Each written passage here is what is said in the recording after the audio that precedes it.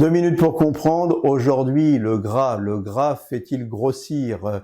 Pour répondre à cette question, je suis avec Pierre Joyaux. Vous êtes expert en micronutrition et vous êtes co-auteur avec le docteur Cyril Laporte de La Nouvelle Révolution Alimentaire. Alors, le gras, bon, pas bon pour la santé, et est-ce qu'il fait réellement grossir? Alors non, le gras ne fait pas grossir. Nous, on aime le gras. On voit pas, mais on aime le gras. Et on le conseille en très grande quantité à nos patients. On conseille de consommer au moins 5 à 6 cuillères à soupe d'huile par jour.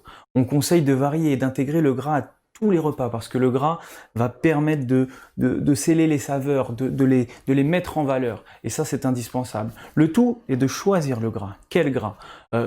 Toutes les huiles sont intéressantes pour leur apport en acides gras polyinsaturés, monoinsaturés. On va privilégier les acides gras polyinsaturés présents dans l'huile de colza, dans l'huile de noix, dans l'huile de lin par exemple, et aussi les acides gras monoinsaturés tels que les oméga 9 présents dans l'huile d'olive. Ce sont de très bonnes graisses qui peuvent être consommées en très grande quantité avec des herbes et des épices pour donner beaucoup de goût et beaucoup de saveur à nos assiettes. On a parlé des bonnes graisses, on va parler des mauvaises graisses maintenant. La friture par exemple. La friture est une mauvaise graisse pour son côté très inflammatoire et qui favorise la formation de certaines molécules appelées acrylamides qui sont cancérigènes.